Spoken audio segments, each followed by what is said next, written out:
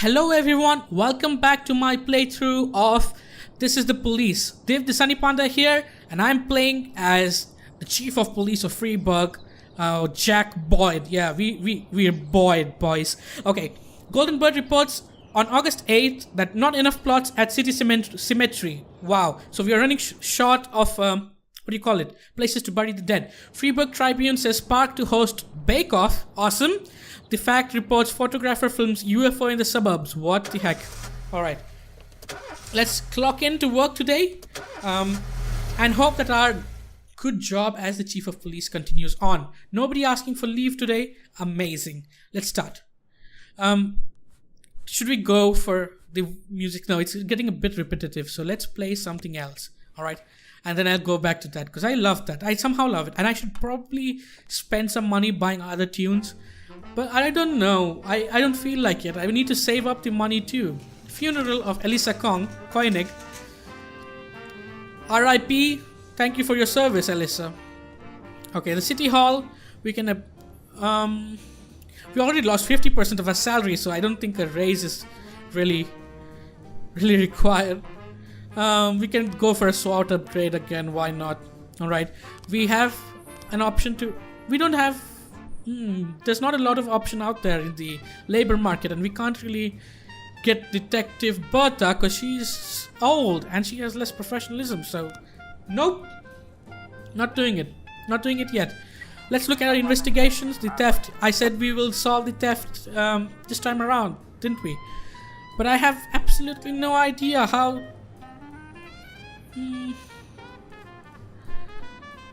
What's going on? I don't think we have enough frames. What is just the... Can I get detectives? Wait. What about... We've got frames about the robbery too, right? Yeah, this one's a... I thought I cleared this one, didn't I? Oh my god, has this just been... Damn. That's bad. Alright. So we have him fill the pills in his bag.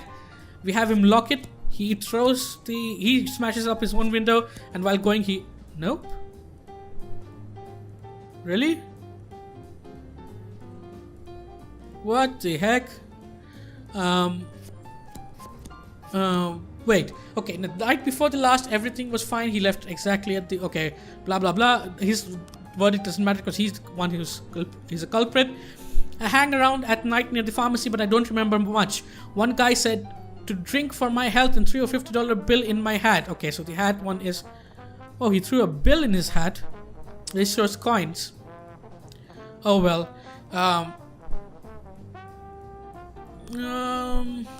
He was wearing doctor-like clothes. So, what's going on? Did he? Okay, wait. He may have smashed. No, he's holding the bag here already, right? So he smashed it.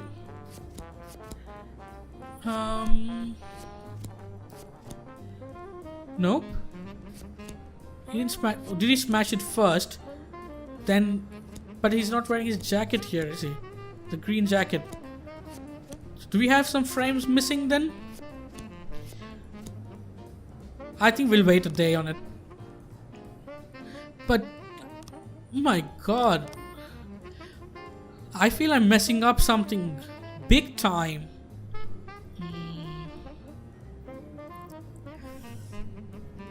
It's not the homeless who stole it. That's for sure.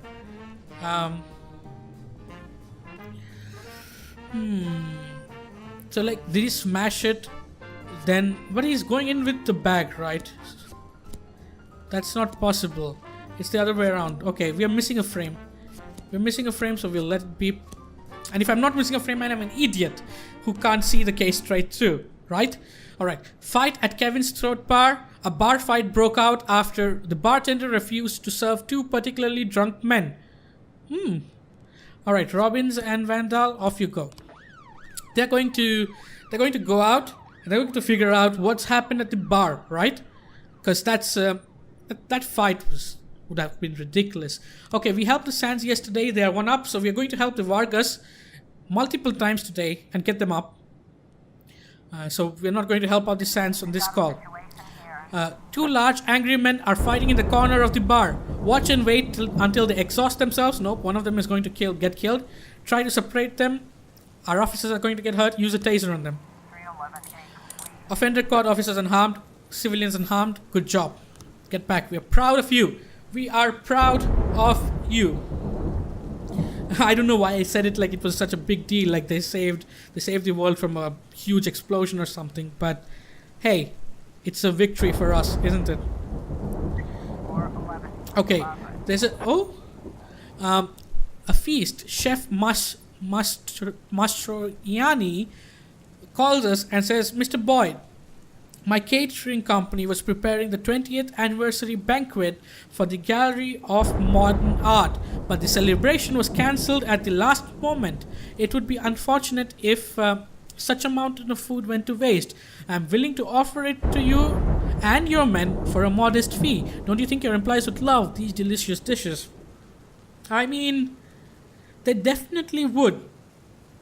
They definitely would, but alright. Free food is always good, right? Suicide threat at St. John's Cathedral. A young man climbed to the top of the cathedral and is threatening to jump. A crowd of onlookers has gathered under the cathedral. Some of them recognize the man and say they're sure he won't jump. He's just had some bad acid and wants some attention. What? Bad acid? Is that like a term for drugs or something? Even if there's no chances of him jumping, we still have to respond. So Gibbons and Reed, off you go. We're still not helping the Sands. We need the Vargas missions to pop up. And we need to help him. By day 29, I think we need Vargas up. So we still have some days. It's alright. Robbery at the Octopus Restaurant. A young woman attempted to leave the Octopus Restaurant without paying. The waitress tried to stop her, but the girl punched her in the head and knocked her unconscious. Holy shit. Imagine that happening in front of you. A waiter just getting punched in front of you as you're sitting and dining in a restaurant. That would be some bullshit. You'd tell that story for generations. A guard tried to step in, but the girl disabled him with pepper spray. She then locked herself in the back room where she can be heard beating something and shouting curses. Alright, Robbins and Vandal, off you go. Deal with this pepper spraying maniac. Maybe something's troubling her. She doesn't want to she doesn't want to pay for what she ate. Probably she doesn't have money, but still, eat and run is not good. The suicide threat. This isn't the first time that teenager Gordon Booker has drawn the attention of the police with such a performance. He was never really planning on jumping. It's fine. We knew the chances of it being a false alarm, but we still went ahead with it because we had officers to spare. So Vikas Varga says a couple of our guys were picked up right on the street and put in straitjackets. They've already been checked into the psych ward. Sand must be behind this. Can you look into it? Wow. Sending them straight to the psych ward. Go on, Buck Jr. Go and get them out of there. Make us proud. Help us out. Homicide at the business center. Okay. The secretary of prominent businessman Elvis Calvo reports that unknown persons broke into her boss's office and threw him out of the window. Beasley, you will be the lead detective on this case, and let's go and try to solve this, because we have pending investigations to solve, and I promise I'll get to these. I just can't figure out some of them, and maybe I have the frames and I'm not reading well enough into it. You know? A robbery report, offender is caught, officers unharmed. Good job. Good job, Robbins and Vandal. Come back. You've made us proud. I always encourage my officers, alright? Even if it's the smallest thing they're attending to. When they come back, you're like, good job out there. You kept the streets free of crime. You're keeping us safe. It encourages them. It makes them do good, you know? The Sands need help. Some of our men just ran into a bunch of punks on the street. We don't know if they're Vargas people, but it would be good to get a couple uniforms on the scene just in case things go south. No. Sorry. We are not helping out Sands today. So the investigation has started with 6 frames in this. Holy shit.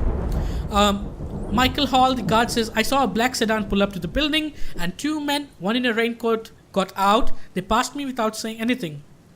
Irene Bronk, the secretary, says, I heard the elevator and I turned and saw 2 scary men. I didn't see any weapons, but they made it clear that kill me if I got in their way. Alright, Mr. Fitter says it could have been a robbery. Elvis had a safe in his office. Don't know what he kept inside it. The financial officer. A cleaner says, yes, I saw a couple of idiots, but I don't remember what time that was. I actually learned about the incident only later. And the victim's wife said Elvis had his share of problems, but he preferred not to talk about them. But I knew there were some people trying to take away his business, and he was offering them a bribe. Alright, let that run, and we'll get to it once we have more frames on it. I still feel that we are goofing up with this. There's something that's missing, or we aren't figuring it out. As soon as I saw the broken window, I called the police. The window was broken. I feel he broke it. It should be this, right? He takes the pills. Does he lock the door? Oh. Nope. Yeah, he does lock the door and he does break it. Hey, look, we are missing something. Something is not right here. He drops a note, but he have coins in there, so we'll let that be, right? Noise complaint in the suburb. Robert Wilson called to complain that his family can't get any sleep on account of the noisy neighbors. He says strange people are always coming in and going, and they take deliveries at all hours. Mr. Wilson has tolerated it for a long time and done nothing about it, but his son snuck out before bedtime and peeked through the neighbor's window. They swear they saw boxes of machine guns. Holy! Kids have such imaginations, they can come up with anything, but it might be best if you sent over an officer. Maybe ask them to keep it down at night. Alright, Robbins, Vandal, and Reed, off you go. We're not taking risks, we're sending out all of them, okay? Is it the same? Okay, yes, it's the same thing, so we're not helping out the Sands. We need a Varga missions to pop up. 2 Sand missions already popped up, but none of Varga's missions popped up. Come on, Varga. We're out here to help you. Where are you? Yeah, there you are. Vikas Varga, an assassin named Clapper, who worked for Sand in the past, said he'd let us in on some of their secrets. When we pulled up to meet him, we saw Sand's men dragging him behind a horse. We need to get him out of there while he's still alive. Alright, Dowell and Burke Jr., off you go. Save that man. Save him.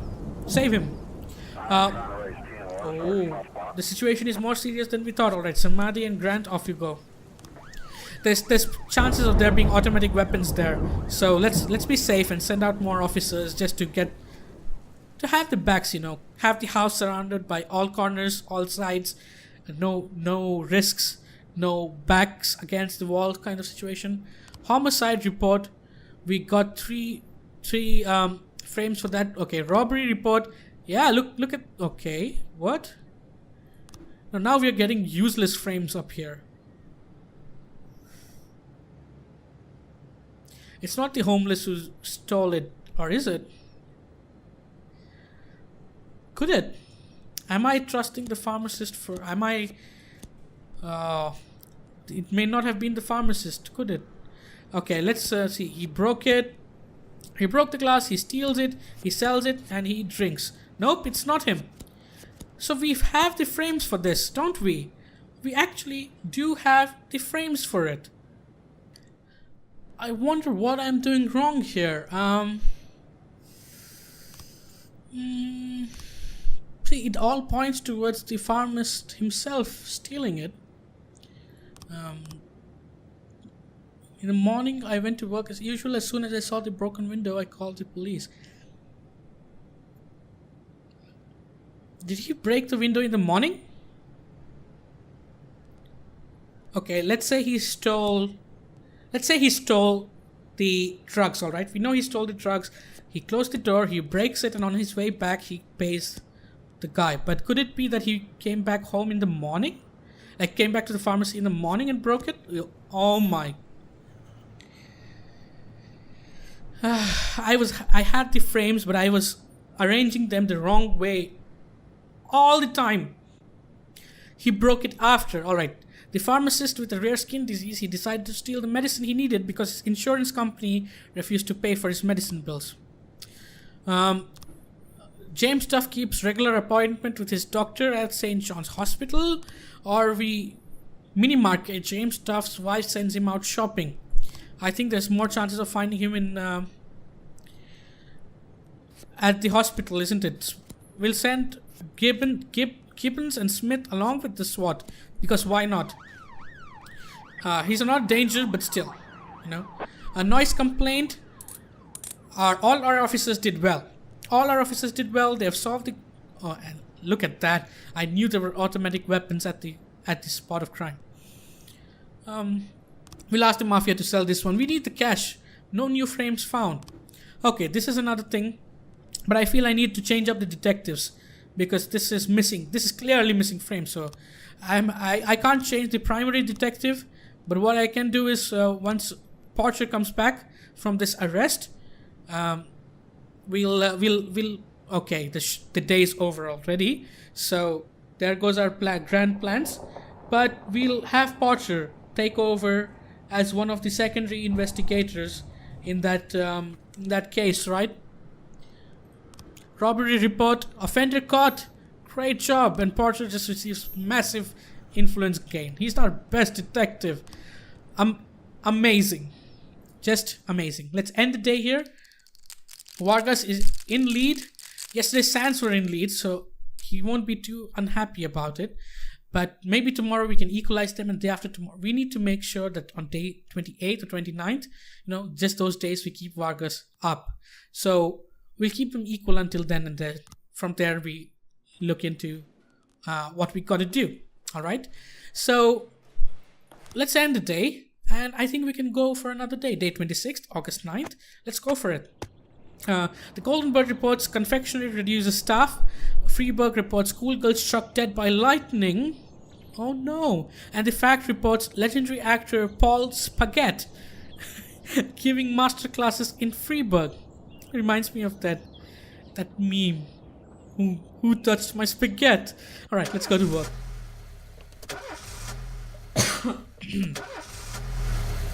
Our car is really noisy. Oh my god, again this last temptation of Neptune. This seems to be a book famous within our detectives, right? No, you can't go home. My neighbor died and his wife asked me to help with the funeral arrangements. Can I take the day off? Tsubaki, you were on lead, or was that Asano? Was Asano on leave last time, or was it Tsubaki? Alright, go. Off you go. I think it was Kochi. So Tsubaki can go and take care of the funeral arrangements for her neighbor. It's fine. I can understand the need to help out. The need to help out your neighbor in times of toughness, because you get close to them if you live beside them for a long time, right? So, okay. City Hall. Federal law prohibits public gatherings close to municipal buildings. The blacks are planning a protest today in front of City Hall. This is a direct threat to the life of Mayor Rogers. Eliminate this threat by any means necessary. What? No. We got $600 as our salary. We can now improve our SWAT. Increase their efficiency by 100%. Wait. Okay. Black protest City Hall parking lot. About 100 black people have surrounded City Hall chanting, "We want attention." You have their attention. You definitely do. Williams, Little, Asano, and Vasquez. Off you go with the SWAT and paddy wagon. I'll see. Oh. Jack, Mayor Rogers is misinterpreting the law in his favor. In fact, federal law allows public events near municipal buildings, including the mayor's office, provided the event is peaceful. We better cover our asses. I'm not going to plant any evidence because I'm not going to use force to disperse this crowd. The Vargas need our help. One of our friends had a big bag of explosives for us in the forest. We sent a couple of guys in to retrieve it, but only one came back and he had his tongue cut out. We better find out what happened to the other guys, how it ended, but I'm not going to help him out now. First, we have less number of officers at our base, and second, Vargas is one up. We need to make him equal with Sand today. Domestic disturbance in the suburb. A call just came in from an elderly woman named Sarah Wilkinson. She's concerned about a baby crying and other shouts coming from her neighbor's house. She's always known the child to be quiet and well behaved. Aww. Alright. Is Austin enough? No, Austin and Yancy. We'll send out two of them. We aren't going to risk it. After what happened to Officer B, we are never going to risk it, especially with Officer Austin. Suppress the protest by force? No. I know the mayor is going to be unhappy with me, but screw him if he wants to suppress protests using us as bait there. Not going to happen. Oh, there's a mass riot in the Moonlight Soccer Stadium. Football fans have started a massive fight at the stadium. The police are trying to keep order, but the crowd isn't cooperating. Yeah, we need some guys back at base to respond to this. We need a SWAT and paddy wagon. The situation is more serious than we thought. No, I believe in Austin and Yancey, so I'm not sending out... oh...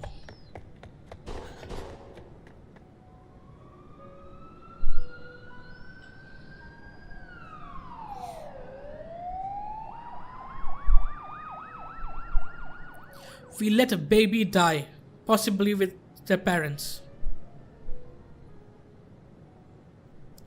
We are the worst. I trusted Austin, but it seems like this needed more men there. We hadn't much going around. We had no officers around to help out with this, so I feel terrible for that. All right. We're responding with the cavalry out here to suppress the mass riot breaking out. Damn you football fans, it's because of you that I couldn't send more officers out to respond to the domestic violence call or domestic disturbance call. And now we have a dead baby, probably a dead mother. No. Vikas Varga contacts us. He says, several of Sand's car are following one of our couriers. The courier is driving around in circles trying to lose the tail, but Sand might overtake him if nobody steps in. Because I plan to what do you say, equalize it, right? So I'm helping out Sand today, not the Vargas. Smoke bombs have gone off throughout the stadium and people are beating each other mercilessly. Fire into the air to scare their assailants, hit them with tear gas, rush into the crowd armed with tasers. Let's hit them with tear gas. Good job.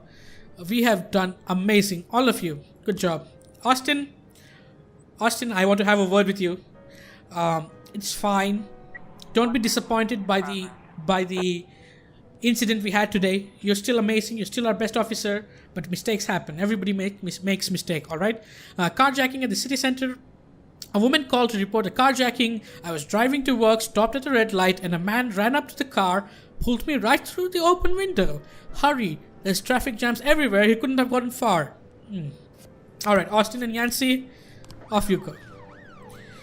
I know I'm sending them out after the terrible incident they had today, but they need to be confident that they can attend this, you know. Alright, we have options to hire more detectives. So we need a detective for shift B, and I feel that Ryan Casey, you're hired for shift B. Was it for shift B? Yeah, it was for shift B. Okay, it was for shift B. So all good. No, nothing going wrong. Yes, the Sands finally need our help.